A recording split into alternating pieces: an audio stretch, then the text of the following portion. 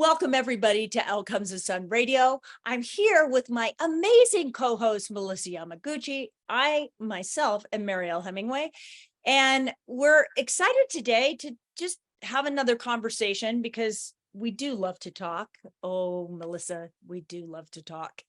I want to talk about today, and it really concerns me, this whole kind of still we live in the land of weight loss craze, right? And there's always a weight loss thing out there that is the proverbial pill that's supposed to Right. like undo all the problems that you've ever had with weight. And ultimately, let's get right down to it. You still gotta eat well. You still, like we can talk about those things, but this weight loss craze lately, it's a thing called, what's it called? Ozempic? Well, I don't know about the name, but I can tell you what it does. It is a semaglutide, and all of these semaglutides, regardless of the company, were all designed for type 2 diabetes and obesity to address that. Because what it does is it lowers the risk of cardiovascular issues like stroke and heart attack, but most importantly, they're designed to manage blood sugar. Right. So but along the way, people discovered they were losing weight. Right. And that's a benefit for somebody who's really struggling with obesity. That's a problem.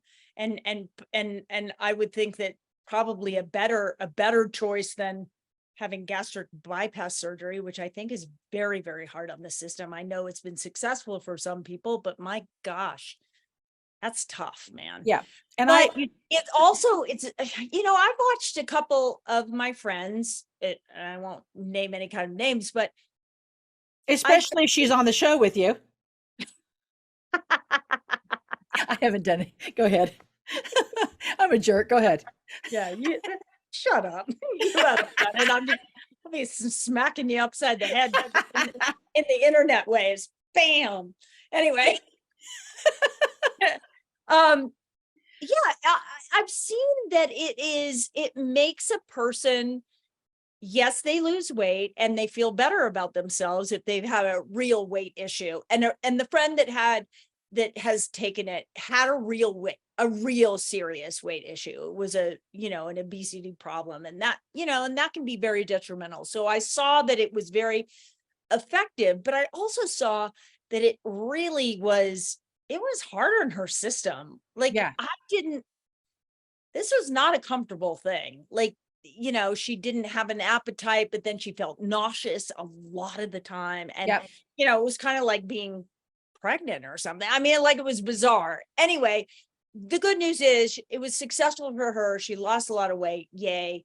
The end of her story was good, but there have been people even in the limelight who have done this. Yes. And it's not been so good. No, and it's a huge. But you're already small and thin. Well, and that's the thing. You're making a thing that's for obesity. Well, that's the big thing, Mariel. It is the rage, and I put that in quotation marks, amongst a lot of the Bravo celebrities on Bravo. So a lot of the housewives and a lot of the different shows, these people who are already smaller than the average American by a mile, and so they're taking these semaglutides, medicines designed for obesity and type 2 diabetes, and yeah, they're losing 20, 30, 40 pounds if they have that to lose. I just read recently that one of the ladies that was on a show said, well, I lost 20 pounds with it, but now I'm going back in for another 20 more, because she's digging the attention and the sensation of being smaller, like when she was younger. And she's in her late 50s, and she said, menopause has been rough on me. Okay, well, here's the thing. So let's talk about this people looking to achieve drastic weight loss. We're going to say some words that aren't necessarily fun to hear, but these medications can slow the bowels down to where you have a obstruction in the body, and they can also cause severe ongoing diarrhea, so that the body is either completely slowed down or completely sped up. And so the body's trying its darndest to self-regulate, right? The other thing it can do is you have excessive or putrid belching. I mean, skinny and what? Skinny and volcanic? I don't understand. Then then you can suffer from Oh, sagging. absolutely awful. I mean, Okay. doesn't Go this ahead. sound lovely?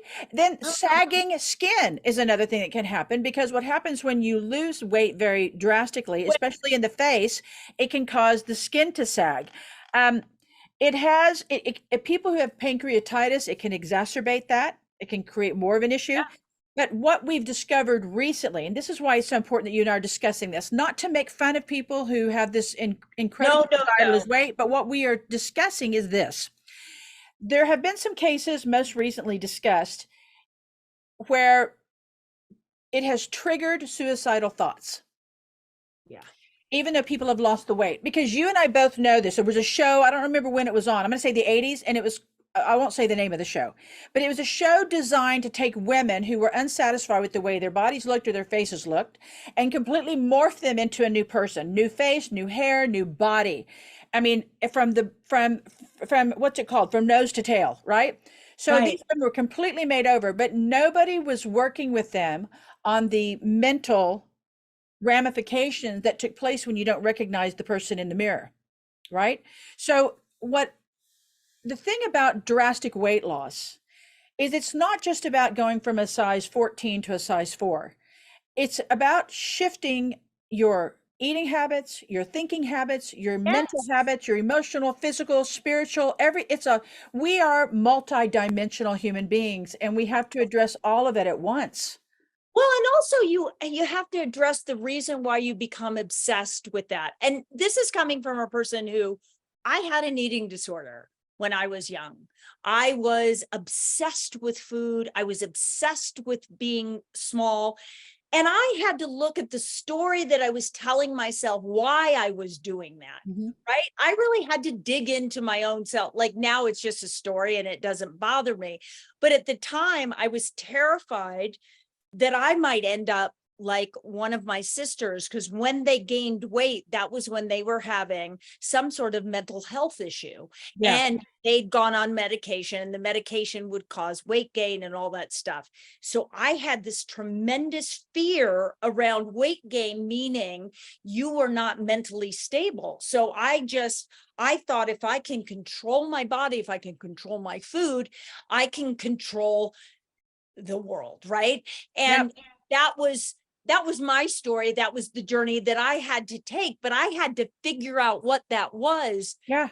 so that, you know, being small, and those Bravo celebrities or whatever they're called, the reason why they're obsessed, who knows what it is, who knows what their story is, but oftentimes that kind of obsessive need to stay a certain kind of way, to Yeah. look a certain kind of way, is based on trauma. It's based on some story, and I say story meaning something that's happened in your Yes. past that you haven't really come to grips with. Right. Not always, Well, but I think sometimes. we oftentimes associate being smaller, younger, prettier with being relevant and acceptable and Yes. worthy, right? I mean, it's very hard. I mean, you and I are, like, you're gonna be 60. I'm in my 60s. Hello.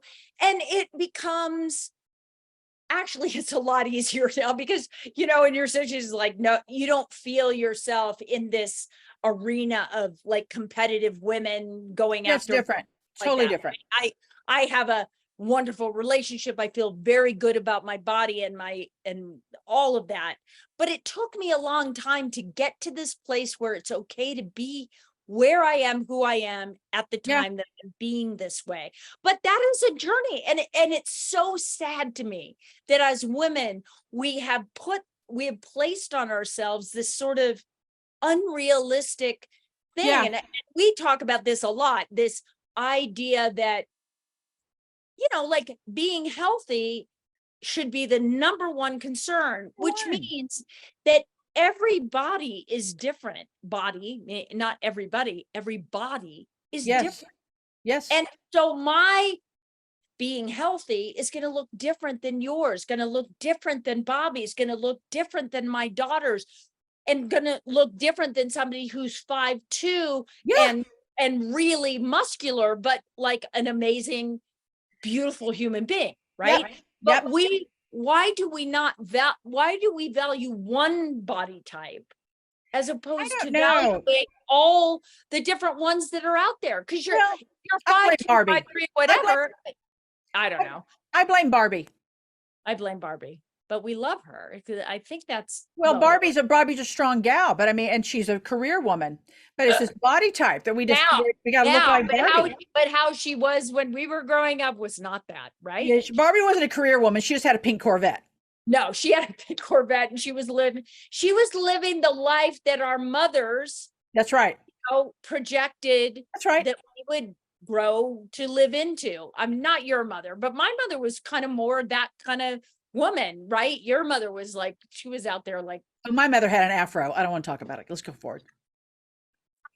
My mother was a child of the late 60s and early 70s herself, running a cultural revolution. Yes. Yeah, exactly. Which is amazing in itself. But there are those role models that are starting to disintegrate. But I think in the disintegration, we're still holding on to something in a visual capacity. Anyway, we got to move on because we've got to. Well, we also need to encourage people who get this stuff to seek counseling so that they are grounded in their quest.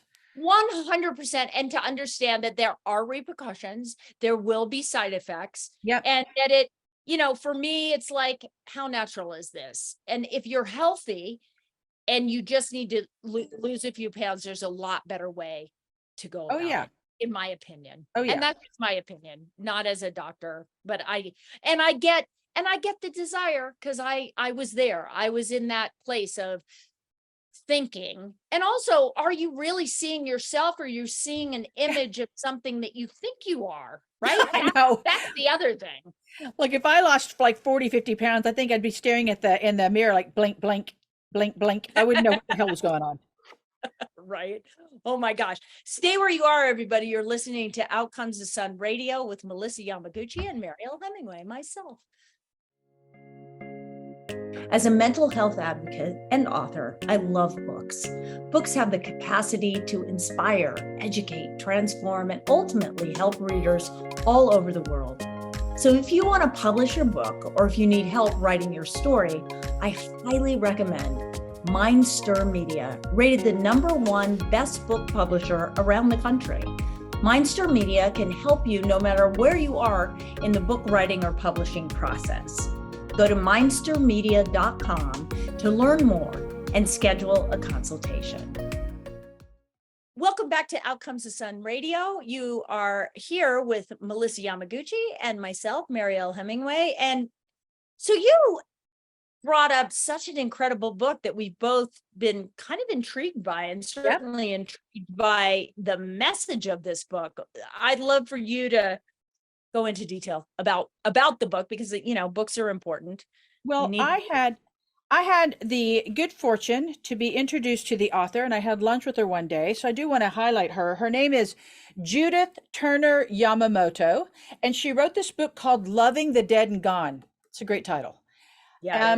And when it's just beautifully written, and the premise of the whole book is understanding the generational trauma that takes place when there's death in a family, and how it affects the people that are left, how they move forward in their lives, how they treat other people in their lives, whether it's friends or lovers or their own children or anyone left behind. So I want to read to you. There's an opening line in here, Mariel. The minute I read it, I recognized this person, and I think you might too. Berta May never looks at what she has, just at what she thinks she ought to have. And that's a big part of what makes her so miserable. Okay, so the minute I read that, I thought, wow, that is a large portion of the problems that people have when they're suffering anxiety. You look at what you ought to have instead of what you do have. I believe that I should have this job, be married to this person, have this in my life, have my kids be doing this. And when you don't have it, you have this anxiety over how life is moving forward for you. The premise of this book is there's a young gal whose husband dies, and she's 17, only a year into their marriage. They're in the South, and he dies, and she really can't move on. And everyone in her life is telling her, you need to get over it. He's gone. He ain't coming back. Well, the way she treats everyone in her life after that is almost as though they're disposable. And she struggles with it all. She takes up a lover, and he realizes that he's only having a relationship with her because his relationship with his wife is dead. And so it's really, he's like, well, I'm with my wife because the Bible says you're supposed to stay married, and people say you're supposed to stay married, and the kids don't deserve me to leave. So he stays in this marriage. So there's something he's here that I want you to. One of the ladies was crying because she has a hard time getting past the death, and she's speaking to someone, and he comes into the room. She said, I never got a good look at him until the funeral home, and by then they'd worked all the pain out of his face. You know how they do things, making people look like dolls. So she couldn't reconcile the death of her loved one because she said they had worked all the pain out of his face from the death. Well, the conversation left this visitor, Clayton, to come see her so incredibly uncomfortable. He almost fell over himself to get out of the room because he was so uncomfortable. We're Right. so uncomfortable in discussing death. Oh, yeah, absolutely. Well, as a Western society, we are not accustomed to what death, like the Eastern culture is really all about accepting death. Yes. And realizing that everybody's always dying as we're living, but and the idea of, really, do we die? I mean, that's a whole really philosophical, spiritual conversation, whether you believe in life after death. But it's very challenging in the culture we live in to accept death, especially in, what we were talking about in the sunset portion or the sunrise portion of the show, is the idea that we don't accept death because we don't even accept where we are in the moment. Right. We can't accept our physical beings, the way that they were given to us by God or whatever you think brought you to the planet. So it really is an interesting inability to accept the shift of death.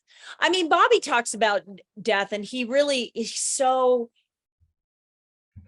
he's so fired up when he talks about death and dying, when dying is painful, because he really believes that if people knew more about their bodies and their minds and how to care for them, there would be less pain. And that's that's another conversation, but there is something to be said for understanding how to live your life so that the journey towards whatever you want to call it, the end of life, is a good journey, not a journey of pain, not a journey of falling apart, destruction. I don't know.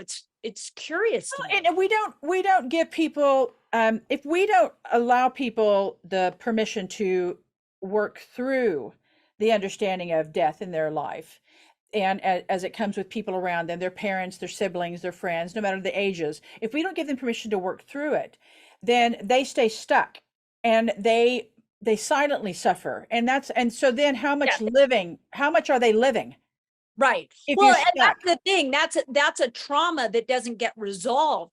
Grief is a very important part of moving forward in life. I've lost many family members over the years, and it wasn't until I learned how to grieve. You actually have to know how to grieve. It's very difficult, but when you do it and you allow it to happen, but it's not the same for everybody. It's just like everything else. Everything is very individual. We're so unique. I remember, my mother died when I was 29, no, 28. And 27, sorry. Sorry about that. Yes, I was 27. I had my oldest daughter was only 8 months old. And my mother had cancer most of my childhood. So my mother in the family was always dying.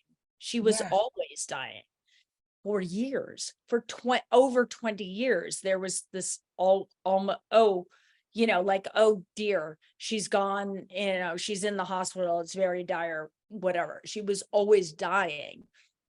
So when she actually died, it was such a bizarre time for me because I loved my mother so much and I was so there for her. I really was like, I was a primary caregiver before I really knew what I was doing, but I thought that I was caring for her, as a kid, as a Yeah. little girl.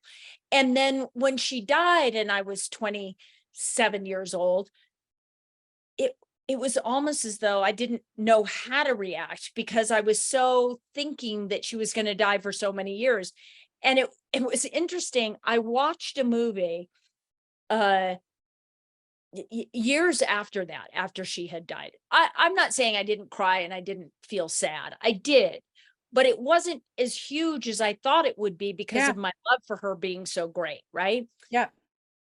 But then I watched this movie and it was a movie with Diane Keaton, um, The Family Stone. Do you know that movie, The Family Stone? It's like a Christmas, it's a Christmas movie and they all come back and Diane Keaton's dying of cancer, but she doesn't let anybody know. And for some reason, I just thought of her and my mother and it was years later, I burst into tears and I cried for hours. I was just heaving and it was this grief that had stayed somewhere inside me.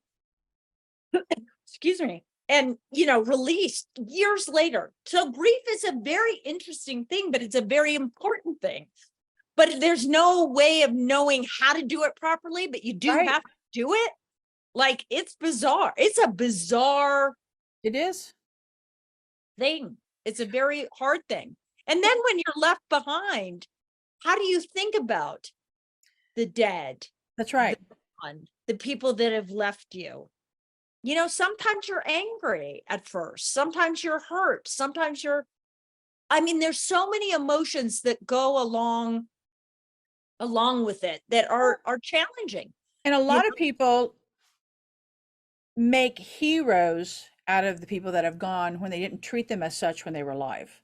I know a lot of people who have said, well, my grandfather did this, this, this, and this. And I think, I knew your grandfather. He wasn't that great, but I'm not going to tell them. I may think it, but I don't say it. And I witness this need to create this hero of somebody who was ordinary and lovely, but because there's something there too about 100%. I have a personal thing about that and I can't really go into it, but there are people in my life that have made a god of somebody that passed in their life, and it's bizarre.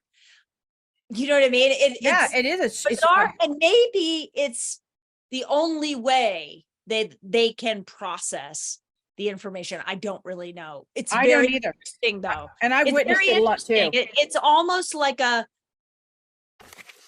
enables them to see what is good, and maybe that's a good thing. I don't know. I don't really know. Yeah, I get it. I mean, I You know? don't get it, but I hear you. So one of the last things that I'd like to point out about this book written by Judith Turner Yamamoto is someone who had suffered a death, this young gal, began to have an affair. And the man with whom she had an affair was married and had children. And the young gal leaves at one point, and he realizes he probably is not going to see her again. And I just want, if I may read this little excerpt. I thought it was so beautiful. He said he realizes that this young widower has left, and she's not going to be back in his life. And so he drives back home, and he's to the home that he lives with Berta May, the one who's always miserable. And he says, I cranked down the window. The keen smell of onion grass mixed with the green scent of fresh cut grass. Berta May had left the sprinkler on the flowers that Imogene, his daughter, was trying to grow. The summer tang of water evaporating filled the hot air. How long had it been since I'd been calm enough to draw breath deep and really smell? How long until I had lived? So loving the dead and gone is not only about us coming to terms with they're gone, and we either create them as heroes, or we don't talk about them, or we try to get over it because it makes other people unhappy. This guy didn't know how to reconcile, and he saw this aching, sobbing widow that everyone was ignoring. They had this affair. She ran away to not because she couldn't deal with the community anymore. He's at home sitting in his truck in the driveway, realizing that through it all he had not been living either. So this is how we, many of us, it takes some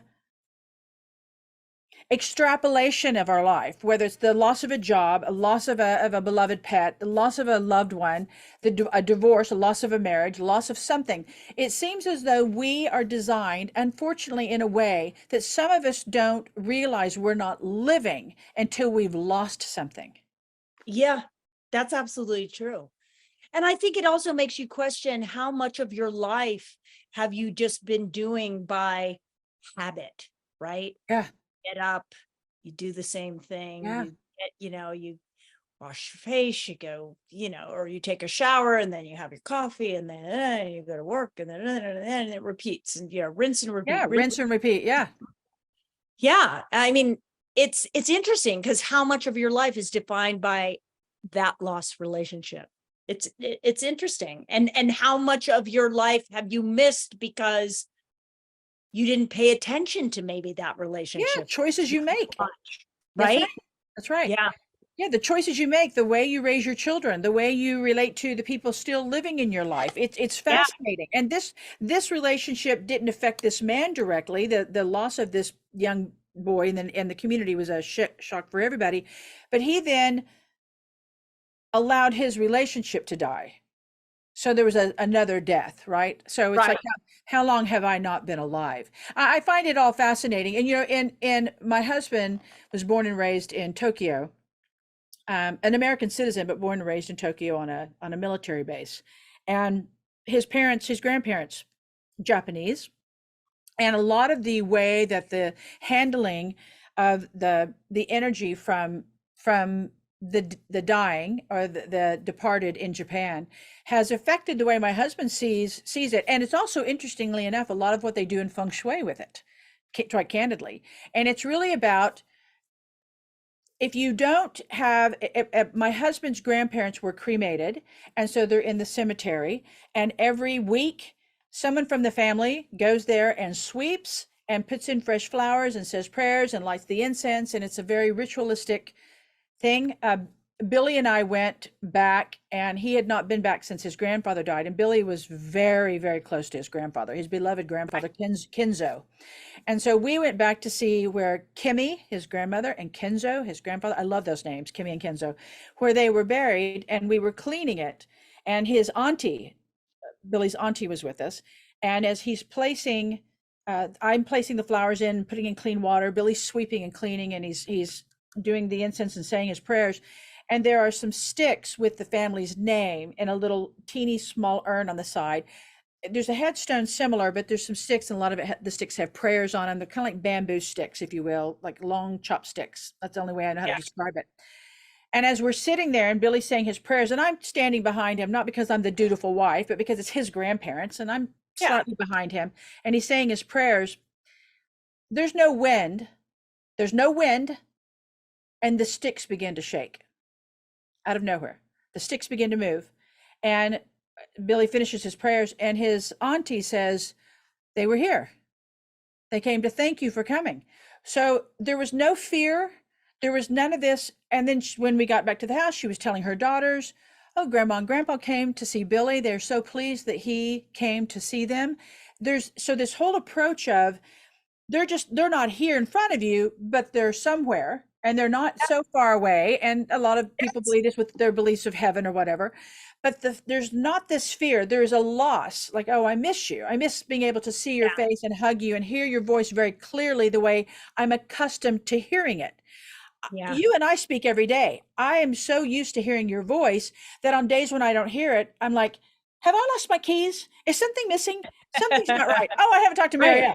It's the same thing with my relationship with my mom, with my daughter, my son, my husband. There's some voices that I have become so comfortable and accustomed to that not hearing it throws me off balance a little bit. So in feng shui, it's that there's this whole approach to how you handle the departed. And Yeah. it's not by idolizing that energy that's passed, because Right. there's a thought of in feng shui that if you anchor it too much, then it can't fly to the next whatever, Yeah. the next parallel, the next whatever, wherever that energy is moving, wherever that spirit is headed. If you anchor it too much with too much wailing and sobbing after a certain grieving period, if you anchor it too much, then you're handicapping the spirit and the energy from flying. Yeah. I think That that's I really do believe that the Eastern traditions are more healthy minded. Not all of them, but perhaps, especially the Japanese. It just seems there's a ritual behind it that enables you to address it in a much healthier fashion. I think as Westerners, we're very challenged in this area. I don't think that we let go with grace, as much grace, and with the ability to realize that we are never alone, right? I mean, well, the tribal people did a good job with it. So the the, Westerners that were here originally in this land, the tribal oh yeah, people have an incredible oh yeah, approach. Incredible oh approach. my I think gosh, it's our religion. It's yeah. I forgive think that me. I we get mean, stuck in believing that well, either you're agnostic and you don't believe there is anything else, and that's got to be a tough, I don't know. I think it would be rough to not believe in anything, but whatever people do. And then there's the defining it by somebody else's belief system. I don't know. It's interesting though, because when my mother died, again, I was 27 and Dree was 8 months old. She woke up. Dree, my daughter, woke up every morning at 4 a.m. at the exact moment that my mother passed. wow. For weeks she did. And she would cry and then she would get quiet. And I would go in, I would, rub her back and she'd go back to sleep. It wasn't a hysterical thing. It was just, and I knew my mother was there. I Yeah. just knew. And the very interesting thing that happened that was very sweet and wonderful is the night before she passed, she was in bed and I was visiting the house. I lived just down the street a little bit. And she looked at me and she said, "You're a really good mom." It's gonna make me cry. So important. That's Yeah. important to hear. And she, it was just wonderful. But it was like her being there was kind of an exclamation point to that, to having said that. Absolutely. Thank God she had the ability to say that, because there's some times when people don't get to say what they want to say to the people that they love because they might have had a difficult relationship. Those are challenging things too. Or it happens out of the blue and I never got to, fill in the blank, whatever that emotion was that you never got to share. So death is very interesting. It's an interesting thing. And so many of us are incredibly afraid of it, Yes. Yes. and I think that fear causes us to have an inability to address it when it happens. I think our Right. grieving is stilted by our fear. It's kind of like we can't fully express how we feel because we're so afraid of that very thing that just happened, right?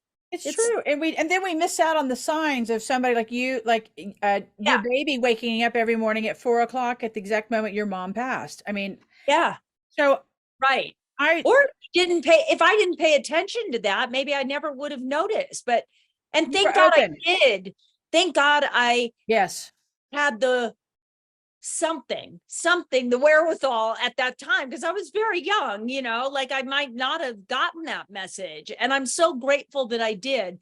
But my mother was very linked to my spiritual beliefs and my belief in God, because I really believe that I used to pray, that she would live a lot, because she got sick when I was very young. And I thought to myself, I'll be heartbroken And I prayed and prayed and prayed. And I really do believe, I don't know, my love was so great that I thought that my prayers really made a difference in her sticking around. And is that made up? I don't know. Does that No, listen, help somebody? there's no, well, like everything you and I say, there is no one answer. And Right. there is no right or wrong here, because it's your life and it's your experience. It's your life and it's your Yeah. experience, and that's your truth. So I wanted to share with you that this book, Loving the Dead and Gone by Judith Turner Yamamoto, can be found where books can be found. But there's something another author wrote on here that I think is worth noting. Loving the Dead and Gone is a rich and skillfully rendered portrait of a place that explores the generational effects of love and loss and the fragile connections within a family. Judith Turner Yamamoto gives us a complex and memorable cast of characters in a vivid setting filled with stunning detail. She really does go deep into it. It's a great book if you've experienced any pain in your life because of death, or even if you say, well, I was a little kid and my dad died, but my mom never got over it. Yeah. As a result, this is how she parented me. This is a book for anybody. It's a great, beautifully written book. I'd like to encourage it because I think it starts a conversation. It starts the conversation. Well, I think that I'm going to have to put this lovely book on the Mariel Hemingway Book Club. Absolutely. And we also, you have another book on there that we just recently covered, What We Remember, I believe, by Marianne Doherty, about friendship. And so this is all powerful stuff. This is all powerful stuff. And every book that you and I talk about, you and I are both such lovers of books, it's the conversation that begins and the thinking that ensues. This is why books are so lovely. That's it. And it's true. And it's like art, because what you will think about it will be different than what it's about perception. I mean, it reminds me of when my grandfather, people used to say, well, is this like representative of your life? And what did you mean by this? And he was like, I was writing about a man and a fish, catching it.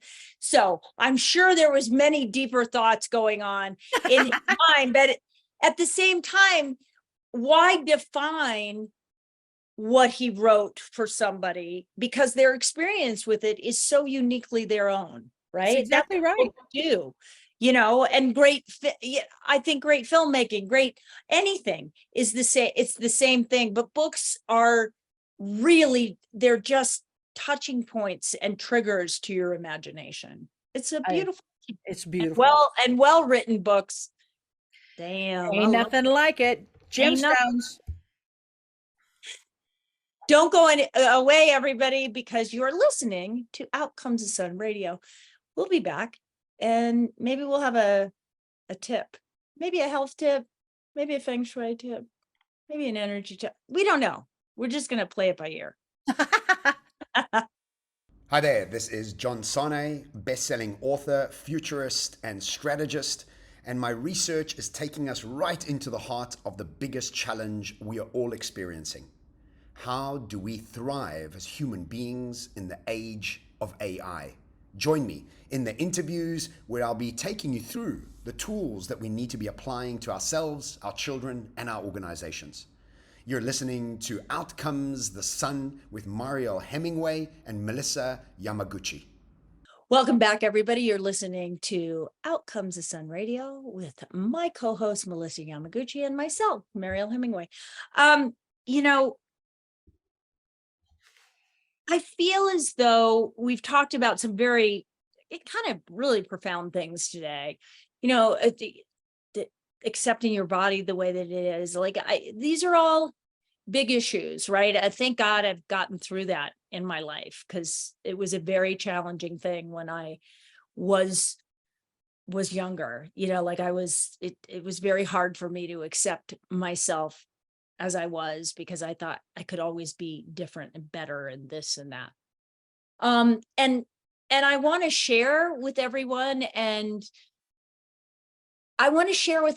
that actually how I live my life in the everyday has been my profound teacher. And when I talk about that, and we've talked about this before, but it really is these 7 doctors: the Dr. Sun, Dr. Air, Dr. Water, Dr. Exercise, Dr. Nutrition, Dr. Earth, Dr. Rest, Did I miss one? Dr. Earth, Dr. Rest, Dr. Dr. My eyes have seen. Dr. Eric, Air, anyway, whatever. All those doctors, the nature doctors, they've been a powerful healer for me. And that it's been an important guide, because what that did for me is it enabled me to understand that I had to come to grips with me, right? And I was my best teacher, doctor, friend, nutritionist, trainer. Now, that being said, it doesn't mean that you don't need help, right? We do need help. Sometimes we need to go to people that are going to train us. We do need to get a nutritionist to put us on the right path of eating correctly. Sometimes we do need to talk through our issues. Sometimes whatever it is, right? Yeah. But if you can highlight those things by doing these natural things, like stepping on the earth with your bare feet. Yeah. For 10 to 20 minutes every day, by drinking good water, by having mindfulness practices in the morning, by spending a few minutes to 20 minutes meditating every day or praying, whatever makes your soul sing. But doing these simple rituals, that's what pulled me out of being obsessive, judgmental, because I gave myself enough time to be able to step away from myself and hear this voice that wasn't me, right? Well, and this voice that wasn't me was this voice that was saying, oh, you're not, like you're like, I can't. I look back at pictures when I thought I was fat, it was ridiculous and sad. But I don't judge anybody for it, because my perception was lost in thoughts that weren't true, right? And right. so my lifestyle enabled me to pull away. And I didn't mean to interrupt you, but No. You didn't interrupt me. I think I may have jumped in on you. What it made me think of is in feng shui, there are 5 elements: fire, earth, metal, water, and wood. And so when you are locked into your head with thoughts that just keep rolling back and forth and rolling, in my world, that's too much water. And what stops water flow is earth. Oh, You build a dam. And so you reconnected to earth to stop the water flow, because the thoughts were weakening you, a soggy ground, causing your roots to uplift. You weren't sturdy. So in my world, that makes sense. I have someone in my life who is very metal, is very organized, thinks very logically, yes, analytically. And what allows this person to relax is playing music, because what bends metal when we're hammering it and welding is fire. And fire is the arts, and it's creativity, and it's passion. So when this person brings in the music, it allows them to calm down and to soften the metal and make it more pliable, like Reynolds wrap rather than that steel, right? So you seeking earth makes perfect sense to me. You were lost in your thoughts. So it depends on how is this person handling stressors of life. Are they locked in their thoughts and they're thinking, well, 1, 2, 3, A, B, C, this didn't work? Then, hey, dance, music, painting, getting your hands in pottery. This is a great way to break that up. For you, I have known you long enough now that I know that when you are lost in thought and you go hiking and your bare feet touch the earth, you've created that dam of thoughts, and you get lost because you're watching where you can't take risk when you're up there hiking. You can't ignore where your feet are landing.